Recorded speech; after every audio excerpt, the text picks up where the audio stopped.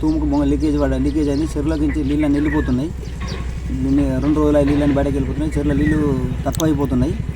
దీనిపై అధికారులు చర్య తీసుకోవాలా. నిన్న చెప్తే సెక్రటరీ వచ్చిర్రు, ఏఈ తదితరులు వచ్చిర్రు, ఎంఆర్ఓ గిన రావాలేను. దీనికి ఇప్పటికే 1 లక్ష రూపాయల ఖర్చు అవుతున్నాయి. ఇవన్నీ వాళ్ళు ఖర్చు భరించాలి గౌరవం. ఇప్పుడు మేము అప్పులు తెచ్చి పెడుతున్నాము. ఎంఆర్ఓ కానీ రెవెన్యూ ఇరిగేషన్ వాళ్ళు దాన్ని చర్యలు తీసుకొని డబ్బులు ఎన్నైనా లేపి ఇవ్వాలి మాకు. దీనికి మళ్ళీ ప్రతి సంవత్సరం ఇతనే బొంగ పడుతున్నది.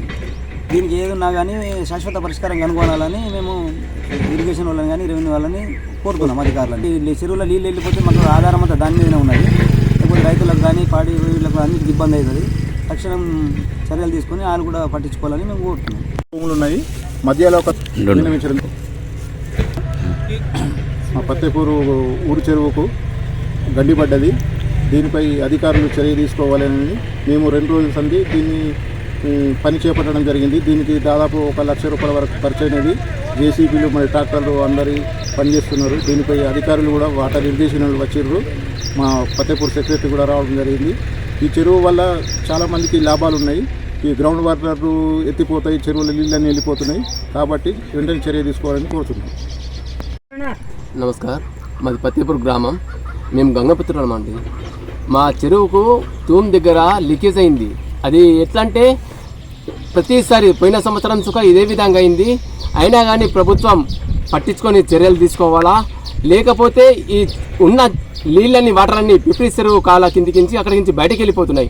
మా బతుకు తెరువుల గురించి మేము చేపలు పట్టుకొని పట్టేందుకు మేము ఉన్నాం, కానీ ఇవి మాత్రం చర్యలు తీసుకుంటలేరు.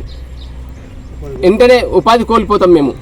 మాది బతుకు తెరువు అంతా మేము ఒక్కలేమే బతుకుడు కాక పశువులకు నీళ్ళు లేవు. మళ్ళా కింద బోర్లు అన్ని వాటర్ అంతా వెళ్ళిపోతే మా గతేం కావాలా?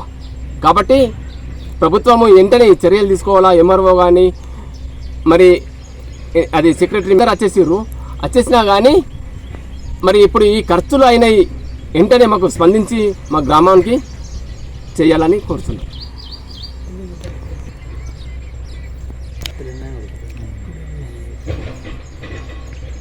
అది గ్రామం ఊర చెరువు. ఇది ఎట్లా అంటే ప్రతి సంవత్సరం ఇదే బొంగ ద్వారాగా వాటర్ బయటకు వెళ్ళిపోతున్నాయి. మేము గంగపుత్రం కాబట్టి మేము బతుకు తెరువు ఈ చేపలు పట్టుకొని మేము బతకనందుకు మేము ఉన్నాము. కాబట్టి ఈ ఉన్న వాటర్ అంతా వెళ్ళిపోతుంది. మళ్ళీ మా గతి ఏం కావాలా? పశువులకు ప్లస్ మా అది గ్రౌండ్ వాటరు ఏం కావాలా? కాబట్టి అది సెక్రటరీ మేడము వాళ్ళు వచ్చేసిర్రు. ఎంఆర్ఓసుగా రావాలా అని ఆశిస్తూ మరి ఎంఆర్ఓసుగా ఇంతవరకు రాలేదు.